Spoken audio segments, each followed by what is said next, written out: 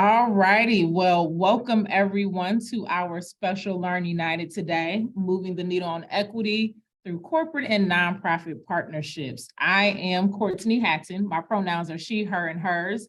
And I am the Chief Diversity, Equity, and Inclusion Officer and Vice President of Community Engagement here at United Way. I am excited to be moderating this conversation with my colleagues here and for you all to learn from this great group of panelists that are joining us today. Before we jump into introductions of our panelists, I want to provide a little context for our discussion. As we all know, in 2020, we saw companies and organizations kind of really change how they approach DEI in ways that had not been done before. Some provided statements, others moved to action and moved to action to provide change to process and policies that they hadn't instituted before.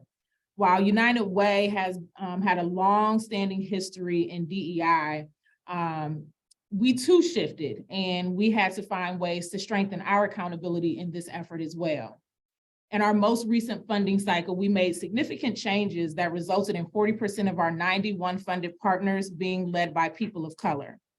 Also, in alignment with our board development program, Project Diversity Pride Leadership, we required our funded partners to work toward having a diverse board that is reflective of Franklin County demographics by 2025. We know that Central Ohio continues to grow and increasingly more diverse day by day. So it's critical that our policies, our investments, our partnerships, and our nonprofit leadership is reflective and representative of the communities that we serve on a day-to-day basis. So for that reason, we brought together some key community leaders who continue to be committed to calling attention to the importance of diverse nonprofit board leadership and investing in organizations led by people of color. So now I'd like to give them an opportunity to introduce themselves, but we're also going to kind of kick off this discussion as a part of that. So panelists, as you introduce yourselves, I want to kind of give you a prompt. We've previously surveyed nonprofit board members and found that there was not often a common definition of diversity, right? So as you introduce yourself, if you could share with us today how you define diversity. I will kick it off and ask Priscilla to get us started. Sure. Thanks so much, Courtney, and good afternoon to all, and glad to be here with this panel and looking forward to the conversation. So for those who don't know me, Priscilla Hammonds, Assistant Vice President of Diversity, Inclusion, and Community Relations at Grange. Been with the company almost 8 years. Born and raised here in Central Ohio, and love being a part of Central Ohio. In terms of how I define diversity, I usually always say diversity is more than race and gender. Obviously, it's about differences, and we all know that, but it's so much more than just race and gender, and it's about any particular dimension of who you are as a human being. That may make you different from your colleague or your neighbor. And when we talk about differences, sometimes that leads to separation or division. And so when I talk about diversity and differences, I talk about it from the standpoint of how do we bring these differences together? How can we interact and have great conversations and make great decisions to impact many people, regardless of what those differences are? So that's my spiel on diversity. Thank you. Thank you, Priscilla. I love that. Karen, I'll pass it over to you. Hello, thank you for having me. I am glad to be here. For those that don't know me, I'm Karen Hewitt, and I use ze, she, and they pronouns, and I am the Associate Director at Leadership Columbus. And we've had many of these conversations where we get clear on, what does it mean and what do you know about diversity and what do you want to know? Simply put, language-wise, I define it as the differences among us. When I think about it on a functional level or how we apply it, everything that Priscilla said was something I agree with and define it as myself as well. But I really encourage people, especially in influence and power and leadership positions, to get really specific, depending on what the topic is and the situation is, about what diversity dimensions they're talking about. So a lot of people will say, I want diverse this or diverse that. And the question is, what do you mean? Specifically, what diversity dimensions are you speaking of? Are you speaking about racial diversity? Are you speaking about gender diversity? Are you speaking about age diversity, ability diversity? What are you specifically talking about when you're talking about diversity? And I think that could probably remove some of the confusion that is had when people in a general sense say diversity, is getting clear on that and communicating those expectations. The other thing I will say is I think of the most thriving ecosystems. And if I think of nature before any people were on it, the most thriving ecosystems were the most diverse. And if we are trying to emulate those or move towards thriving and everyone being able to exist and coexist and be in a collective space, then I think we can even look to nature and what that means to have a thriving system or ecosystem and what the possibility is there with all of us. I love that, Karen. That's something that we often talk about as well, is like, you have to name it, right? If you don't name it, you don't know what it is that you're trying to achieve and work towards. So thank you for that and offering that clarity. And lastly, Adara. Good afternoon, everybody. I appreciate the opportunity to be on this esteemed panel. My name is Adara Robinson, and I proudly serve as the executive director here at City of Columbus. I agree exactly with what Priscilla and Karen shared about their thoughts about diversity and their definition. I really couldn't add much more to that. The various characteristics that make us unique, right? And you think about everything you talked about, race, gender, all the different pieces that we traditionally think about diversity. I also like to add on diversity of thought and how we come to the table with our own backgrounds and how we're thinking about things and in our actions as well. So as you're defining diversity and what that concrete definition is for your organization or for how you're looking at it, but also thinking about who's at the table, what experiences and uniqueness of those experiences and thoughts and the actions, diverse actions that can be relevant to what you're trying to achieve. Thank you, Adara. I think you wrapped up those introductions and the definition of diversity very nicely, because that's also something that we always want to make sure that we're including, right? I know a lot of times we can get focused on the data when we talk about certain things in the community, but lived experiences are so key, and that qualitative data is really key into contributing around what diversity really means and how we experience that. So thank you for that. Well, I'm going to move us on to our next question. In the last few years, DEI and social justice have been talked about more and more, as I stated earlier. Companies are listening to consumers and investors and are working on how they can contribute to social change, right? And this question is for all of you. What are some tips that you have for companies, especially those who are a little newer to the DEI journey, on why and how they should create authentic bonds with nonprofit organizations that are actively working to provide services to and advance equity in the community? So I know that's a really big question, but just really thinking about what tips and recommendations you encourage some of maybe your corporate partners to kind of lean into as they explore DEI in a new way in relation with nonprofit organizations. So anybody can kick us off and get us started. So I'll start. Everybody's like, yeah. So when I thought about this question, the first few words I thought about were something that was mentioned to me by a colleague of mine. She actually works with me, Jackie Merkel, and the term was, don't be performative.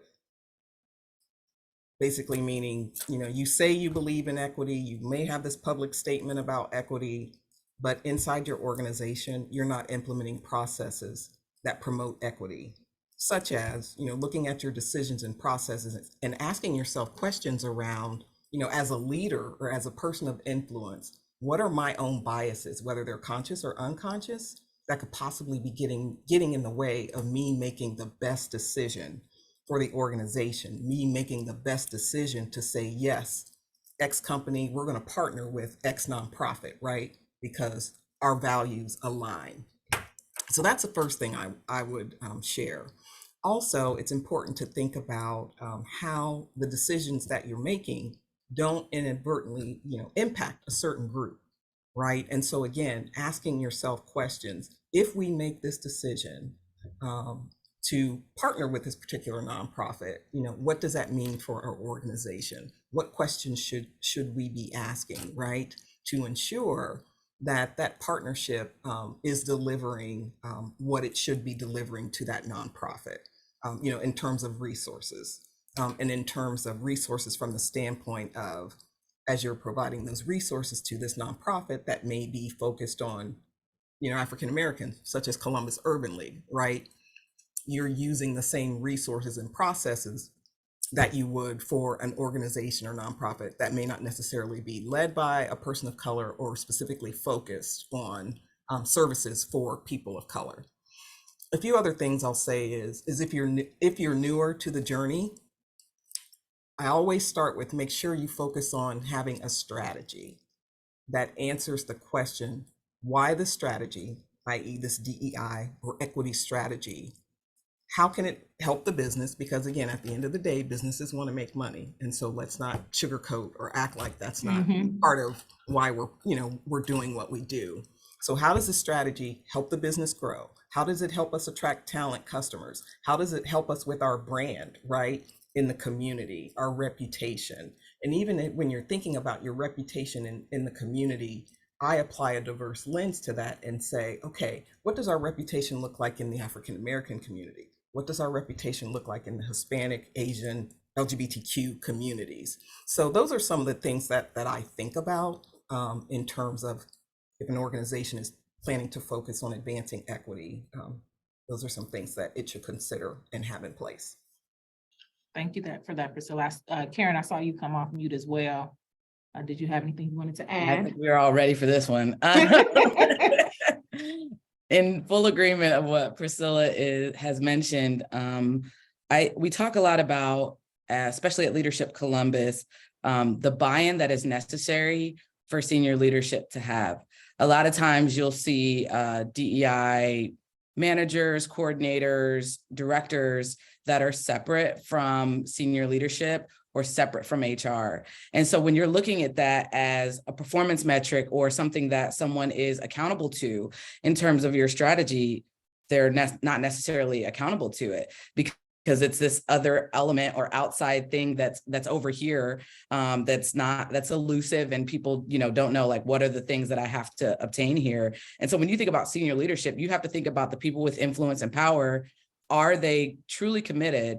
Not just from a business case thing, not just from a is it right? And when you look at, historically, and even still now pretty regularly, consistently and statistically, we have white dominant leadership. And so when you look at that and you think about how that impacts strategic planning or possibly a feeling of something being taken away from you, like when you realize that this is the movement and this is what's happening, there is resistance that happens there. And so just starting to acknowledge the ways that the systems have been set up to exclude many in many different diversity dimensions, and then think about what it really means to have your senior leadership involved and committed. If they're not committed, like, people, I think over the last 3 years have seen exactly how far they could go, depending on the leadership buy-in. Like, flat out, people are hitting up against that. And we've seen a lot of quiet around diversity, equity, and inclusion. And there's even laws and it's become political, right? The political has become personal for sure. And when you think about that, it's like, where is the buy-in and where is the acknowledgement and where is the honesty around who we are as a nation, as a community, as an organization? There hasn't been a lot of transparency there. And so that's the first step to me. And I really think it's hard to move forward past that if there's not honesty around who we are, what our values are, and if our senior leadership and the people with influence and power can actually allow that to happen. And so then when you think about that, yes, bring it into planning, but bring it into planning in a way that there's accountability to it. You have performance metrics, people have performance annual reviews, KPIs, those type of things. Is there metrics that people are accountable to on diversity, equity, and inclusion, right? And then the last thing I would say is getting in right relationship. It's really important that with the communities that we serve, especially with a lot of times our our employees and our teams don't always look like the communities we serve in exact statistics. So when and obviously if everybody has a unique lived experience, then it's almost impossible, but it's like, okay, how do we bring in all these different lived experiences and perspectives? And how do we give people a voice to determine how they want to be served and how they want to be cared for and how they want to be in community? And in right relationship, that relationship is not, I'm serving you and here's what you take. It's, we're doing this together. We're doing this in partnership. And what do you actually need? And I'm going to listen to you and then provide that service because I have access to resources that maybe you don't. Instead of, I'm helping you, look at me over here helping you and you should take what I give you. It's not that kind of way. And right relationship is reciprocal. I think of the recycle sign.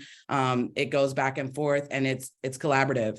And so unless we're having those conversations with our community and the people that we're actually serving and actually listening and where we have influence and power, utilizing that strategically, then we're in a little bit of trouble.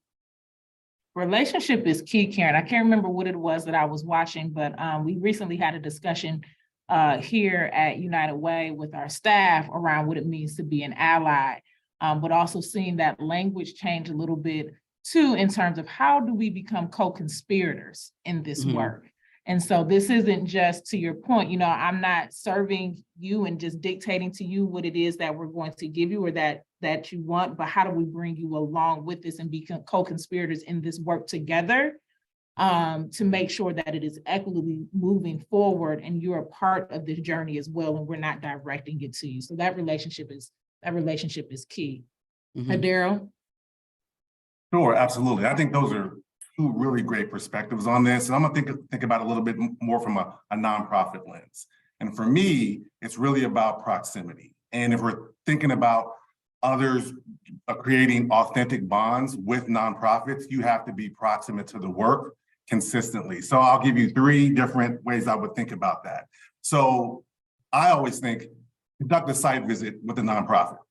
Go and see the work in action. If you want to understand what we're doing, come check us out. See the program, have a roundtable with some of the staff, not just the ED, not just the board members, but the program staff. See how the program is actually impacting those in the community. That gives a little bit more perspective when you're thinking about how do I approach this issue of diversity within the work that we're doing, right? I want to understand, I want to be part of this, but I don't want to do it from here. I want to get on the ground floor with you. Even if I'm experiencing it for a short amount of time, I'm there and I want to see it in action. Ask questions. What's working? What's not working? What are the challenges? What are some of the stories that you're hearing and the successes when you're serving some of our clients, whatever sector you're working in? And so there's that piece of it. Because some folks want to come in, I'll volunteer, I'll spend a couple of hours here, but I would challenge folks to go a little bit deeper, do roundtables with folks, have intentional time and actually seeing the program in action. And then let's think about ways you can get involved. It could be financially, right? Those dollars talk. That helps us do this work, right? To be able to achieve these goals that we're looking at. There's a volunteer aspect. There's mentoring. Sit down with the staff person. I have skills that I'm bringing to the table. I'm an African-American male that maybe can meet with some of your African-American males. I want to share my experience with you as you're going through this work and vice versa. You may be a female identifying person who wants to connect with staff folks and the nonprofits doing this work.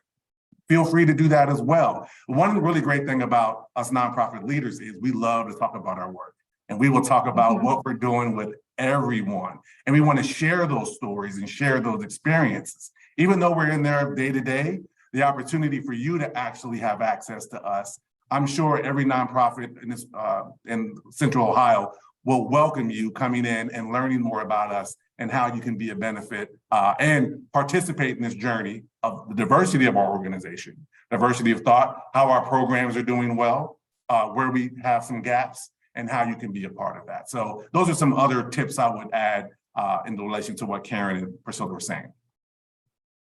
One, I want to take a beat and just again acknowledge this phenomenal panel, because you all are bringing the heat already. I'm seeing a lot of interaction in the chat, and so I also encourage you all that's viewing. If you have any questions, please feel free to put them in the chat, as we'll get to a portion of that conversation as well, so that you all can ask some questions of our panelists. But keep bringing it, you guys. I'm loving the conversation.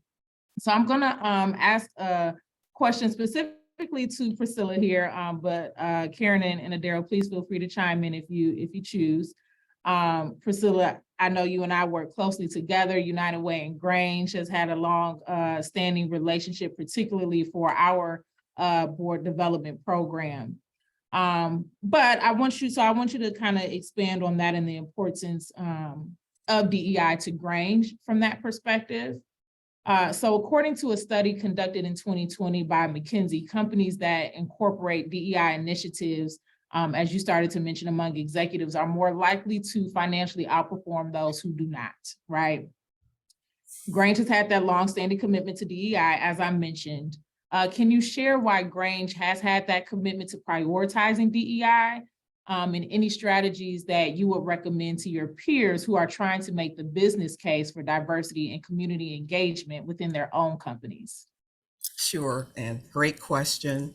And I'll start with something that I say often, and that is a DEI strategy is a business strategy, just like any other strategy, whether it's a marketing strategy, sales strategy, etc. And so Grange has prioritized DEI because it understands how it can impact the business. We understand the importance of attracting talent, right? And not just white talent. We understand the importance of diversifying our workforce so that we are bringing in those unique and different perspectives and experiences and skills to help us run our business. We understand the importance of DEI from the standpoint of looking at how we can grow in different markets and understanding that as we grow in those different markets, the needs may be slightly different for the customers in those particular markets. We understand DEI being important to the community. I already talked about that a little bit in terms of recognizing that as an organization, we have an overall brand in the community, but we're really starting to diversify or apply a diverse lens to the nonprofits that we partner with, so that we can look at kind of like a spreadsheet that says we partner with these nonprofits that focus on teenagers, we partner with these nonprofits that have a focus on African Americans or LGBTQ community.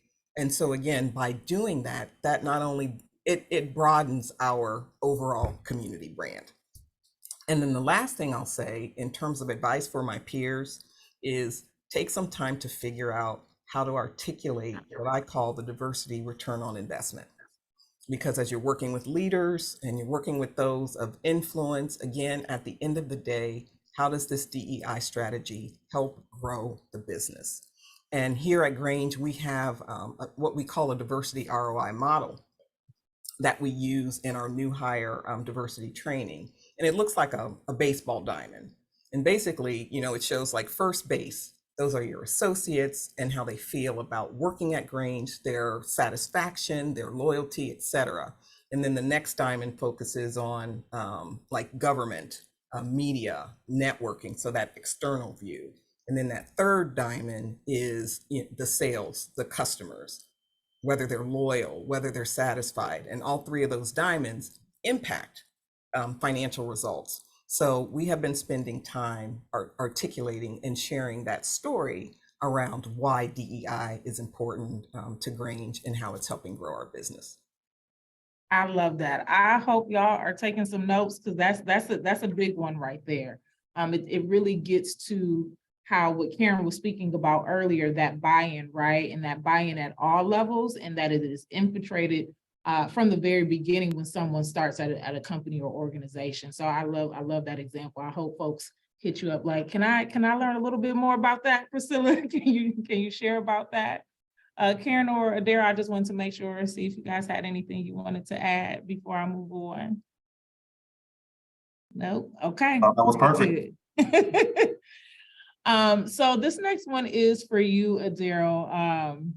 You have had a long-standing career working at nonprofits over the years, working with and at, I know you're a United Way alum as well. We know from the nonprofit experience, we know firsthand that to truly impact the community, it will take the work of corporate and community partners working together, right? How would an increase in funding from corporations to organizations led by people of color impact their ability to create meaningful change in the community? That's a great question. And you said longstanding, and that's funny. This is my 27th year in nonprofit started. So I've been around for a while. So it's been great to see the nonprofit. We're seasoned. Seasoned, yes. Don't let the gray hair fool you. But the being around for a long time in different nonprofits and seeing the growth and the importance of the nonprofit space over the past 25 years has been incredible. There's some groups out here doing some incredible work. And the opportunity for increased funding, unrestricted dollars, I'll speak frankly, unrestricted dollars and multi-year funding allow us to be that much more impactful over a period of time, right? And to see how we can grow our work and provide services to the community in whatever areas we're doing. So I'll mention 4 things that I was thinking about when you asked that question and how it matches up with the community. So 1, that increased funding helps with consistency, sustainability, capacity, and the ability to access or leverage other resources, right? So those are just 4, there's a lot more, but those are 4 that I think are really helpful for nonprofits and specifically those that are led by folks of color for us to be consistent, sustainable, building capacity, leveraging more resources. Now you take the community. Those 4 things, they marry up perfectly with what the community needs. Consistency, sustainability, building capacity, average access to and leveraging other resources. So as more resources come into organizations like mine and others in the community, that allows us to continue those same connections in how we're serving the folks that we're working with every day. So those dollars that allow us to be flexible, I was talking about that with somebody this morning, that we can be flexible on those dollars so that we can hire diverse staff, so we can have individuals on our board that diverse with that diverse thought and that buy-in and all the other things that we've been talking about. Those dollars help us create that capacity to serve more young people, in this case, build more houses, provide more housing for homelessness and all the other things, right? And to be able to allow us to do that and do it in the way that we are experts in, right? Sometimes it's good to just, hey, here are the dollars, you go do what you do best, report back to us because you have to be accountable, show your data, show your metrics, show your improvements, show that you can take these dollars and be responsible for them. I think that allows us to be even that much more successful in these spaces. And the way it helps, I think even with more diversity, because our community is changing and increasing, the problems, even though we're seeing a lot of growth, a lot of opportunities, the issues that come with some of those, we're gonna need these nonprofits to have even more resources to help out those who unfortunately may not be able to ride that wave of growth that we're seeing right now. So those are just some things I think could be very helpful as we're thinking about funding and more financial opportunities for the nonprofit sector. Thank you for that. I love those 4 key points.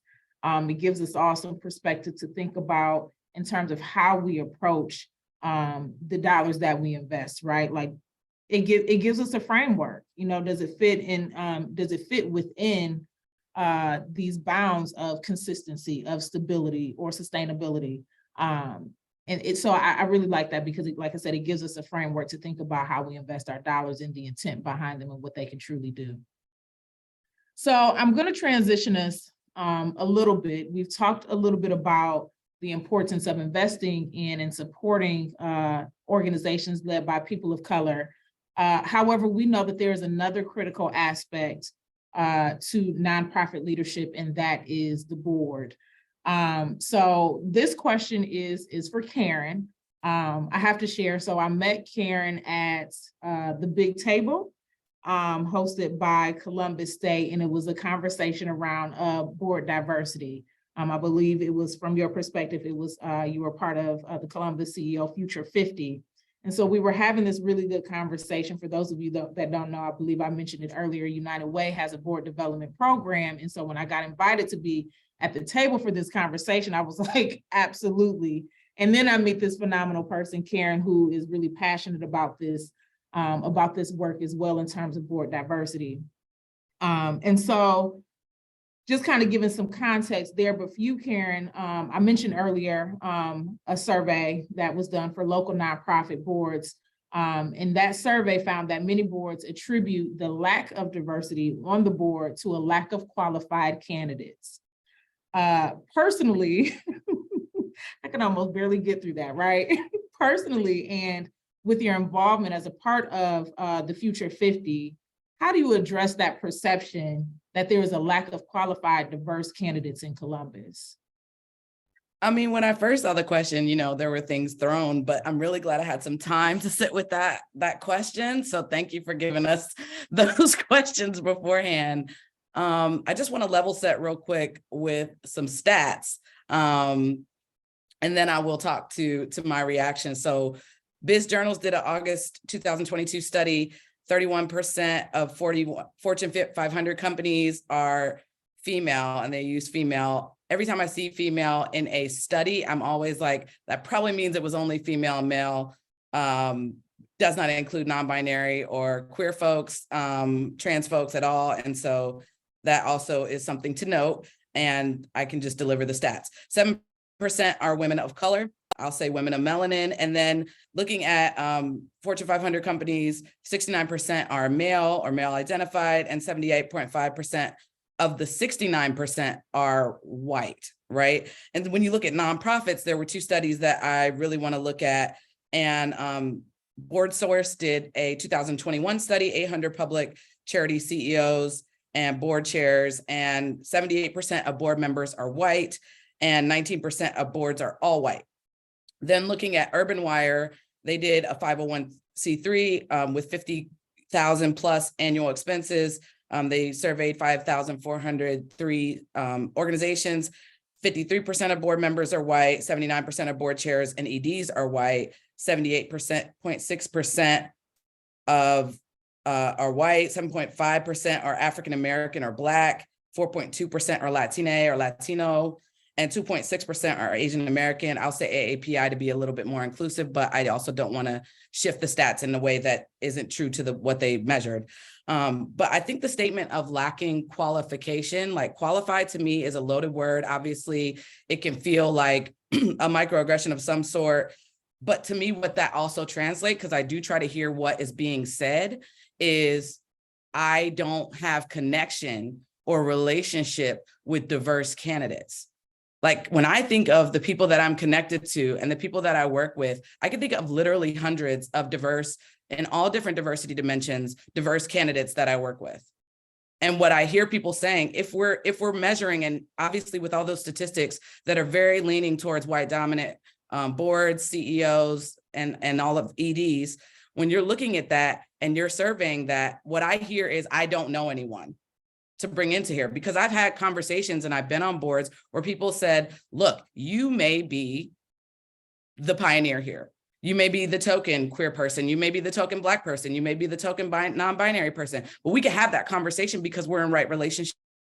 And I could say, okay, what does that mean? Do I have capacity to do that? And I can make my own choices from there. But when we're looking at the right relationship, I think we're asking the wrong questions to the wrong people. And I think the questions that we should be asking are, is this space safe for someone who is a person of color or a Black person or an Indigenous person or an Asian person? Is this safe for them to come here? Right? Are they pioneering and they don't know it? And then they walk in and now they're exhausted and burnt out. And we're back to where this is a minority burnout situation, right? Or is this, what is the culture of the organization and board? Am I coming there to be the token or the pioneer? And I'm going to also be expected to assimilate, and towards whiteness? Like, absolutely, I'm not going to want to willingly run into that situation. So I think the question actually I want to hear what middle management up in every organization is experiencing, because I do know that there are a lot of people with diversity dimensions and diverse candidates that would be considered diverse candidates that would want to be on boards, but not at the expense of their identities, not at the expense of their intersections. And I think it's really important to get clear on that? And will I be valued for my contributions? Am I coming there to be on your pamphlet, or am I coming there to actually be heard and seen and valued and affirmed for my lived experience and what I can provide? And I think those are questions that aren't getting asked as much. I think it's definitely, again, a reciprocal thing and a relationship thing. And it shouldn't be one-sided from these white dominant boards asking diverse candidates to conform or shift or anything like that. I think the question should be being asked both ways. And so that's where I generally, I guess, go off a little bit, because I'm like, okay, we should be asking these questions too of people, because like I said, in my network, I know hundreds of people that are diverse that will be willing to go on boards, but also I'm not going to go if it's not safe for me. I'm not going to do service work additionally from what I already do in my work job, 9 to 5, or in the community, if I'm not going to be respected and supported in those spaces. I just went to church, so thank you for that. Thank you for that. We have been having the conversation of, and I would mention this a couple of times, but when you have a board development program, we were really intentional about changing language around we're making leaders, right? The program that we have, we know that folks are coming to us already as leaders, and they're prepared to serve in the community, and they're ready, and they're ambitious, and they're excited to serve in the community. But what happens once they get there? How do I feel like I belong? How do I feel like I'm included in this space? Karen, as you said, is it safe for me to be here? So I think you're absolutely right. The conversation or the question isn't around, are there diverse qualified participants or folks in the community ready to serve? We know the answer to that. That's an absolute resounding yes, right? We know that they exist. But you have to get out of your own box in your own little world, because if you are continually reaching back to your network, and if your network looks like you, then you're not reaching very far, right? And so how do you extend beyond that to say, let me get beyond myself? And then you have, I think I saw somebody mention in the chat, I've been trying to do a little, keep a little watch, but that point around the usual suspects. Priscilla, I know you serve on several boards, right? Or how often you might get called, to get tapped to be on another board. And I think the same, in this case may be the same, even in this situation of being on this panel. You guys have, you guys are constantly tapped to serve in these different types of capacities, but how do we prepare, not our folks, right? But the community for the next? Because we know that there are so many people out there, like I said, ready and willing to serve. And so it's not a lack of qualified, diverse community leaders. They're there, they exist. It's about how you interact. I think it goes back to what you were saying earlier, Karen, about relationship. That is really key. You have to be a co-conspirator in this effort. Priscilla, I don't want to get on my soapboxes. Isn't about me, Priscilla, but I saw you come off mute. No, and Karen, everything she said, I was just like, yes, yes, yes. And of course, a lot of the comments in the chat were like, preach, Karen, preach. And everything Karen said, it's the same conversation that we're having in corporations when we're looking to get Black talent. But what was I going to say now? Oh, darn. I was so excited about Karen, I forgot the point I was going to make. That's all right. I know. It'll come back. Go ahead. Oh, I'm sorry. Go ahead, Priscilla. I'm sorry. I know what it was now. Go ahead. So I saw some comments around, well, Black people do the same thing as whites, right? They go to their networks, right, to find people to serve on boards. And that's true. And I'm going to go back to my definition of diversity. And sometimes that creates that separation. One of the things that we as a society, we as a world have to learn how to do is build those right relationships across differences, right? So that as we build those relationships across differences, that will broaden opportunities for all groups, right? Not just necessarily African Americans or Hispanics or, even whites. So again, I love everything that Karen said, but I think as a human being and as a DEI leader, one of the things I focus on is being intentional about, building those relationships with people who are totally different than me. And does that take me out of my comfort zone? Absolutely. But in the end, when you're out of your comfort zone, you usually grow and learn, and you become a better person for many more people versus just a select group of people. So that's a comment I wanted to make. Thank you. There you go. Daryl? We're getting deep into it. I just want to say, so one of the reasons why I think Project Diversity and Pride Leadership is such a great program is that one thing we don't always talk about is that this younger generation, they want to be involved in a different way than mine was, or than maybe the previous generation. They want to be involved. They want to see change happen at a different rate than maybe some other folks are comfortable with. And we want to give those folks the opportunity to have that voice, and that we're tapping into that energy. And I'll share a quick experience. When I was in my early mid-20s and I wanted to get involved in a board or something like that, I was told I didn't have the experience. I don't have the knowledge. I don't have this, I don't have that. And I don't want folks that are coming up to think that that's the case in many of these instances, right? Having the different voice, that younger voice, that's another part of diversity. A younger voice at the table is extremely important.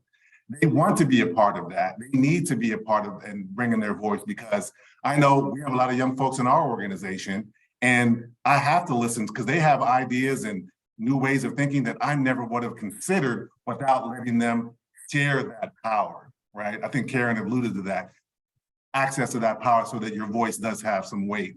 I think that's also part of that diversity conversation.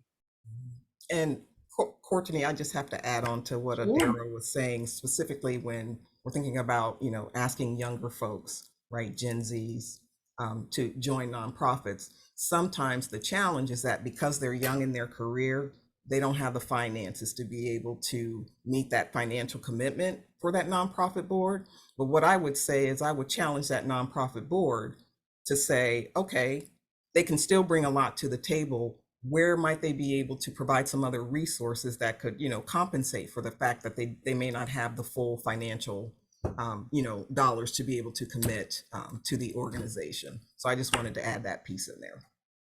No, I think that's great, and that's a really good call out, Daryl, because this younger generation is about change and impact and and action, right? And they want to feel fulfilled in that way. It's not necessarily always going to come in that dollar form, but their perspective on that is so necessary, and their capacity on that is so necessary. If we think about who sits on these boards, and let's just call a spade, right? You're not going to have every board member be engaged and active in the same way. The board members that you need to show up at an event and volunteer, you have folks that are just going to want to write the check. You are going to have the folks that are going to want to sit at the table and contribute to conversation. But then you have this younger generation that want to be at the table, contribute to the conversation, contribute to the perspective, and do the work, and they have the capacity to do it, right? And so it's so necessary that when we think about diversity, that's also included in the conversation, because it fills a void. I feel like people say all the time, the folks that you keep around you is very, very critical. And that's that point of having that diversity at the table, because there are going to be things that you can do. Let's say this is our board here. Daryl, you have a perspective. Karen, you have a perspective that I don't have, that I can't contribute to the conversation. And it's so necessary, even as we sit here as Black leaders in the community having this conversation, we all have perspectives that one or another do not have. And so that's really integral when we think about building these boards, and who we're asking to sit at these tables as well, to make sure that we have that diversity, going back to your diversity of thought and diversity of experience, to making sure that it is an inclusive environment for folks to be able to share and give of themselves in that way. Karen, I will come back to you. I saw you came off mute, and then I'll move us to our next question. I do want to just address the gatekeeping kind of conversation and like the lack of diversity, even in affinity spaces, right? Racially. So like, even though that exists, there's the power dynamic, and thank you for bringing that back up, Adara. There's that power dynamic that exists. So around equity, it's like until the disparity doesn't exist, those things may not be needed. But I think going back to that concept of diversity, I think you have to get really, really clear on what kind of environment you want. I have the luxury of working with Leadership Columbus, where basically we just hold the space for leaders to figure that out for themselves. And I think it's really important to get clear personally and collectively with wherever you work or whoever you're leading with, on what that actually means to invite a variety of diverse thought, of diverse perspectives, of all the diversity dimensions, and really see who you want in the room. And when we talk about inclusivity, I say get clear on it. Inclusivity doesn't mean I want everybody necessarily in the room. It means that I'm clear on who I want in the room, and then I make sure I accommodate them, and then I make it so, right? And so that is a difference or a shift in the conversation where it's like, what perspectives are missing here? What do we need here? And how can I not gatekeep and come from like that scarcity mindset where there's only so many places for us? No, there's room for all of us. Like Project Diversity can exist with Leadership Columbus and African American Leadership Academy. Like all of those can exist, and there will always be more applications than participants. And the truth is, as long as we have that need and that space to exist, then we can all exist and collaborate and be flexible and coexist together. And so I think a lot of times we get caught up in like, well, if I'm not here, if not me, then who? And we're not that important individually, to think that if not me, then who, like somebody else. So, at the end of the day, that like, one was for me, Karen. Thank you. Somebody else.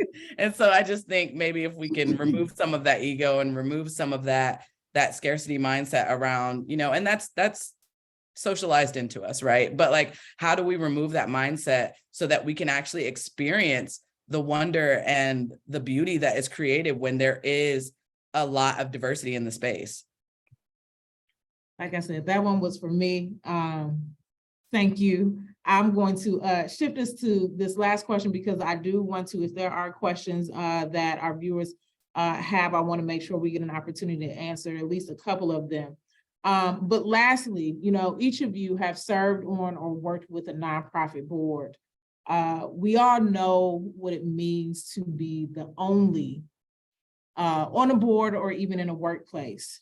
When we talk about nonprofit leadership, why do you believe it is important that our nonprofit boards are diverse and inclusive? And I think we've started to tap into this a little bit just from our conversation from the previous question, but from that perspective of being the only, because the work can get daunting. Let's also not shortchange that. It can get exhausting because it's not overnight work, right? And because we have been socialized to think, if not me, then who? So from that perspective, why do you believe it's important that our nonprofit boards are diverse and inclusive? So I'll start. Great question. And obviously I have a lot of thoughts, but I'll synthesize it into a few points. So, as we've talked about and alluded to, oftentimes board members have not experienced the hardships of those in need of the services that the nonprofit is providing. They may be unaware, right, of how a particular service from that nonprofit may not be truly addressing the needs, of those who need those services. Another point is because today's society is just continuing to become more and more multicultural, there may be certain cultural needs that some board members are not aware of, right? Because they don't come from that culture or not familiar with the culture, other than American culture, right? So that's another reason why diversity is important.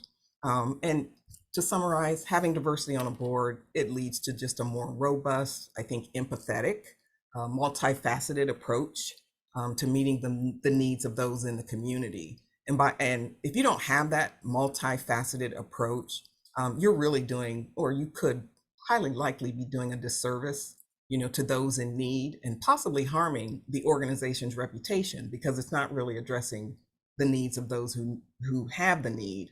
And, with that being the case, that could lead to negative publicity and it could lead to less funding. So those are my comments on that question. Thank you. Thank you. Anybody else want to chime in? Those are great points, Priscilla. There are a few, the same thing. I have a lot of thoughts around that, but I think the one thing to remember that can get lost in survival, and especially the last 3 years of the pandemic, is that we are all wired for community, belonging, and togetherness. And the tenets of white supremacy will tell us that individualism, and we're socialized into that. And that's one of many tenets. And I think that it's important to understand what we are wired for and what we are longing for.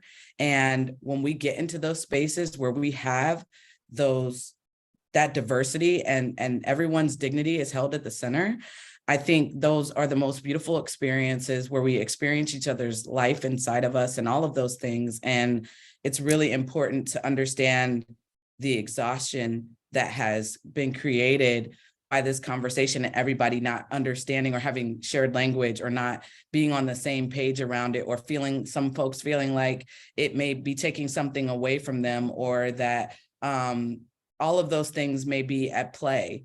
And ultimately, we're all trying to first survive, right? And then we're all looking for belonging. And I think if we can get past the survive piece, then we can start to look towards community and belonging and collaboration.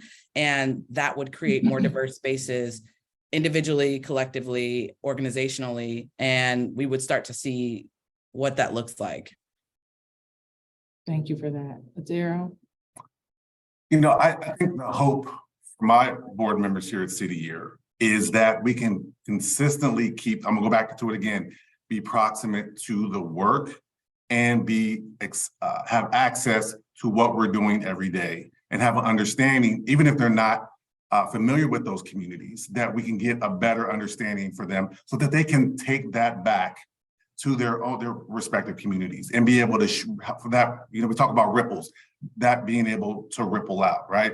It's one thing to have a meeting every other month and we talk about business and here's the data, or here's the financials, or here's this piece. But we always want to make sure that our core members, they come and they talk about the work. Here are the students that I'm serving. Here's why I'm serving. Here's why I'm here in the first place. What is your why? Why did you come serve on this board? Why do you care about the people that we're connecting with? Continually going back to that why and bringing in diverse people that can give you different perspectives on their why. I'm gonna share my why with you, and I hope you share that with other people that may not be connected with this work or don't have a clear understanding or have a warped understanding of who we're working with, right? They may have another way of thinking about how our communities operate, which may not be the case because they're not in it. Having board members, diverse board members that can share that out with their respective communities. You know what? What you've heard on the news necessarily isn't true. Let me tell you what's really happening. So I'm hoping that as we're thinking about bringing new board members on for any organization, or you're recruiting new folks, or you're looking to bring in different perspectives, gender, race, thought, experiences, that they are ingrained in the work in some form or fashion. They understand the work, they understand the people and communities they're serving, and the why we're serving those folks, and the why as to why are you even here in the first place, right? So that's how I think as you're recruiting people, yeah, you want folks to bring in financial resources and access to the C-suites or whatever that is. But on the ground, I got to know that why. And I want you here to be with me along on that journey on that why. Thank you for that.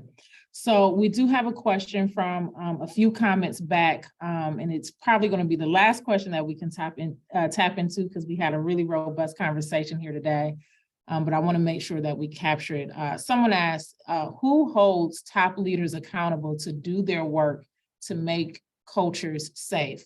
This was back when, Karen, when you were sharing the stats. So they were saying, especially according to the stats that you gave, but who holds top leaders accountable to their work to make culture safe? Any input or perspective there, guys? I'll speak to that real quick. I saw good in the chat. I'll speak to that real quick. When I think about and unfortunately, because there are so many influential and powerful and senior leadership roles that are held by white folks, there is some choice that comes to them, right? If they're, because when you hold someone accountable, you're actually doing like calling them in or calling them out, those kinds of things.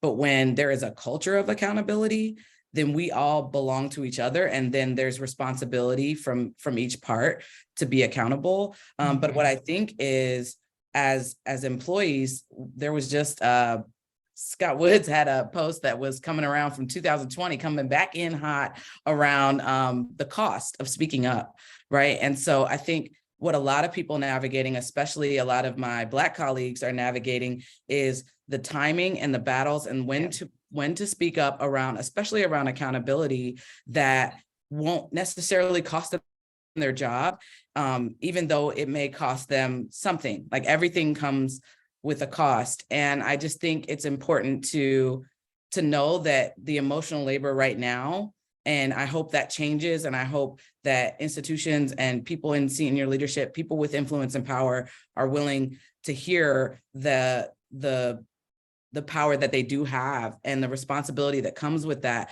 to create an environment where people can speak up without, consequence in terms of like retaliation, right? So like, what does it look like to be able to speak up? But I think a lot of the onus right now is on those folks that are trying to advance, that are trying to get to another senior level level. And that may be the people with a lot of the diversity dimensions that we've been speaking about today. And that does cost a bit in emotional labor and exhaustion when you think about anti-Blackness or like specific things. And I didn't want to leave here without mentioning anti-Blackness, and that shows up a little bit different than racism. That just shows up as tone and like tone policing. Like, there's a lot of things that shows up in, and depending on maybe my gradient of melanin, then I may have a different experience than someone who is, say, darker than me, around what they bring up and how they bring it up and their safety in those conversations.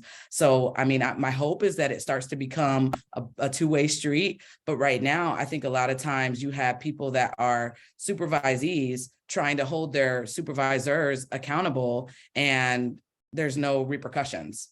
And so it's really hard to sustain that or make that a thing. Yeah. We are about right at time. I cannot thank you all, Karen, Priscilla, Adero, for this really robust and engaging conversation. To our viewers, I have a couple of action items for you. One, share this recording. It will be going out to registrants. And so if you were here today, I really encourage you to share this with others within your network, because it's important that folks have access to this conversation, this really authentic conversation that's being had. And then I just want to tap into what Adero shared. If you really want to be a part of this work, you have to engage with our nonprofit organizations in a different way and really learn from a firsthand experience what it means to be amidst this work. Because that's the only way you're really going to know, right? You can't sit in your office, you can't sit at a board table or meeting and think to know the work without having experienced it. So tap into some of these nonprofits. As I mentioned, United Way has 91 funded nonprofits. So hit us up for a list of those and just think about, who you can connect with where you might be able to serve as well. So again, thank you all for attending this conversation. Thank you to our panelists. And I hope to be in community with you all again in conversation and really lifting this up and bringing more awareness to this. So that includes today's presentation. Thank you, everyone. Thank you, Courtney. And Thank you. United Way of Central. Thank you, Priscilla, Karen. Thanks, Carol. You Thanks, guys are Karen. awesome. Thank You all you, are Courtney. Thanks, everyone. United Way. Thank you. Bye. Bye-bye.